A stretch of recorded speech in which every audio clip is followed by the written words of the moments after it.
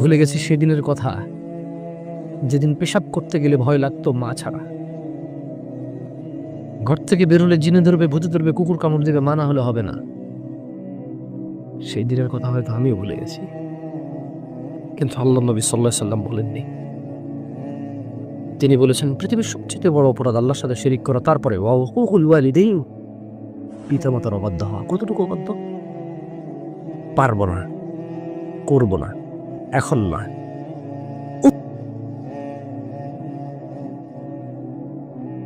এইটা পর্যন্ত অবাধ্য।